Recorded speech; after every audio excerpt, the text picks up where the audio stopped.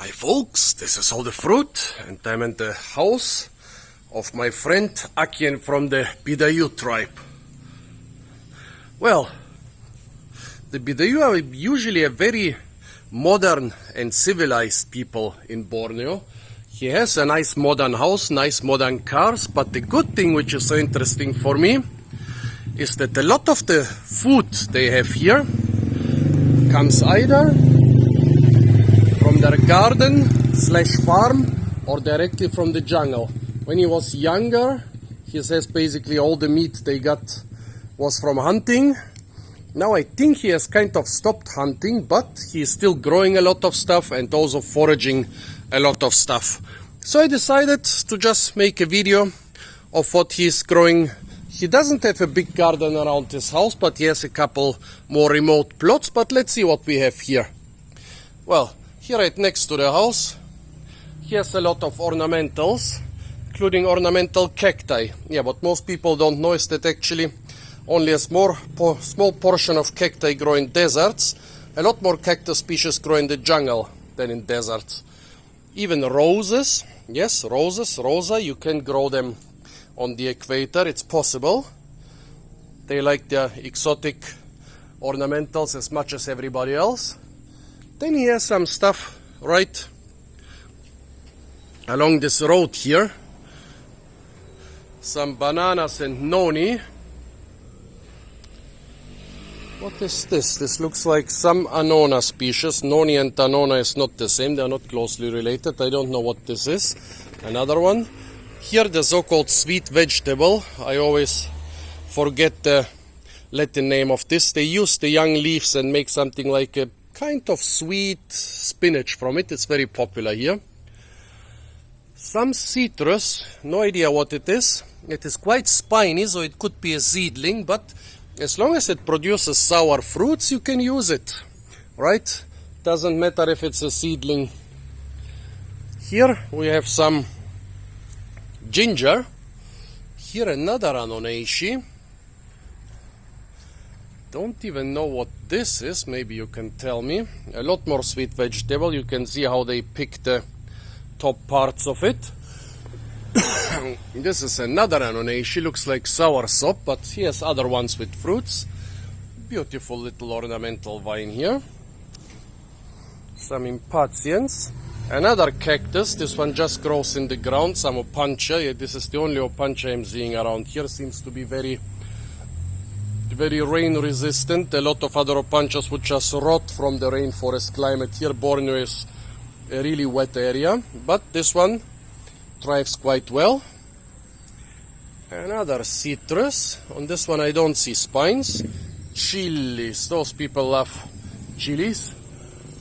This should be a soursop, but I don't see a fruit on it right now. Oh, here it is. Definitely soursop. Oh, how are you gonna harvest it? Look at those hundreds of ants on top of this fruit. What are they doing here? Are they?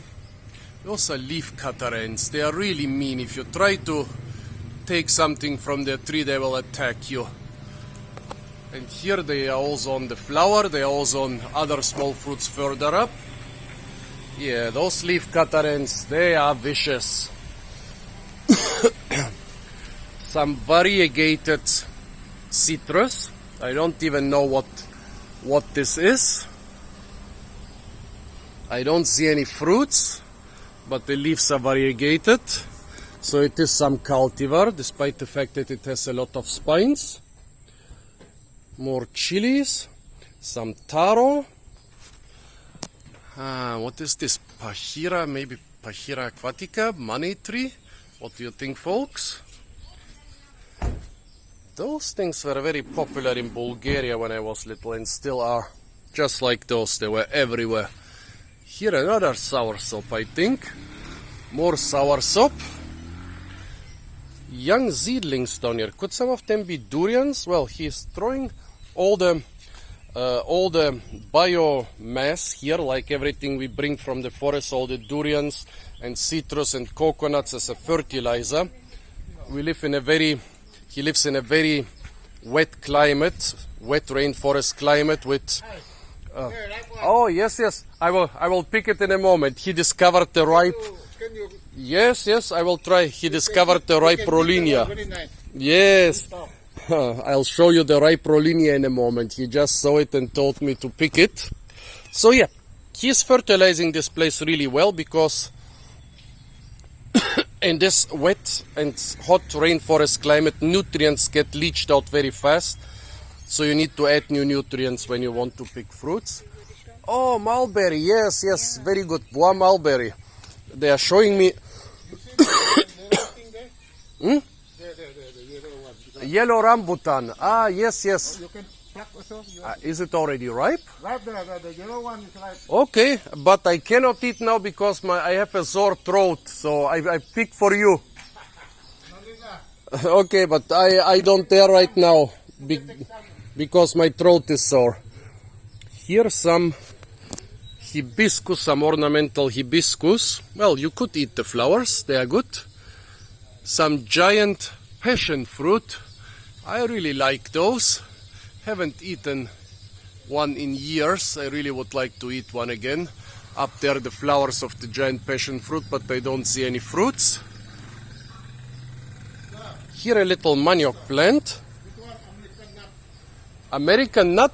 Ah, yes, yes, Pahira aquatica, yes, American nut. American nut. You see the leaf there, but not Oh, no fruit yet. also, I think one name is money tree because the Chinese sell this tree in pots for a lot of money. We got the fruit already here. Yes, I think you need big tree for the fruit. One already there. One, but it's so small. Oh, I saw one. Is it somewhere? oh, Cannot be seen. Should be here. I did not think it can have fruit because it is such a small tree. No, this one not yet. I mean the lemon. Ah, you mean from the lemon. from the lemon, from the variegated lemon. Okay. Ah, so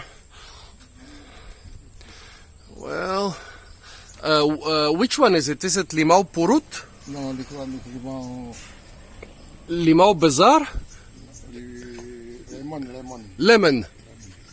So this is a variegated lemon. And he has several of those. Like here one is growing in this old tire and there is another one. So variegated lemon. But we cannot find the only fruit which was there. What a pity. Would like to see and maybe even taste the fruit of this variegated lemon. Well, here is the Rollinia. Are those Rollinia flowers? Wait, is this Rollinia? Yes, here is the next Rollinia, hanging full of fruits, and one of them is ripe. Tasty Anonashi. Maybe I'll do a video when I try to harvest this one. Let's see what else we have here. I don't even remember what this one was. This little tree. Also this Lamiaceae. Don't even know what they use it for. Of course you get a lot of random seedlings here because, as I said, we throw all the biomass here as fertilizer. Oh yeah, Rollinia. It seems to be Rollinia season because I'm also seeing it a lot on the markets. Here are some more different gingers. This should be soursop again. Another money tree here, so at least he is not planting this as an ornamental. If he calls them American nuts, then he has been planting them for the nuts. Here's some flowers and spices. A very young mulberry tree. A sage, which they use a lot as a spice here. Actually, I haven't eaten food with sage. I just have seen the stuff in gardens and on markets. Lemongrass, of course. More sweet vegetable, more soursop, more different gingers. Oh, was this the sage? No, this was just some flower. Well, sage looks similar, but this is the flower. More manioc, a young durian tree. From all the durian seeds he has been throwing here are several young durian trees. I don't know if I would like durians here right next to the busy road. They will fall on people's heads and just cause trouble. Another Pachira aquatica. He must have eaten those American nuts somewhere if he planted 3 of them already. Here a coconut, probably Malayan dwarf, very popular variety, hanging full of fruits. Another variegated lemon. Let's see here on the other side, sweet vegetable and lemongrass. I forgot this. I think it's some sort of jasmine or whatever. Maybe help me on this. A young guava tree here. We are in the durian season, if you can see. Lots of fertilizer. Maybe I'm sicker than I thought because I cannot smell this giant pile of durian refuse. Actually, durians don't smell very bad, but when they get old, then they smell really bad, and I don't smell anything. Here, his wife showed me the mulberries. This is a good cultivar, nice big mulberries.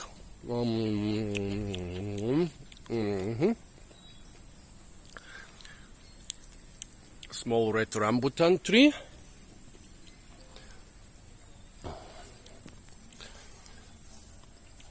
More bananas behind the shed, more durian refuse. He's leaving everything. He said some neighbors complain that he's throwing the trash so close to his house, but he says the trees really need fertilizer here, and so he has more fruits than the neighbors who complain. Totally on his side with this. More ornamentals here. Here's some small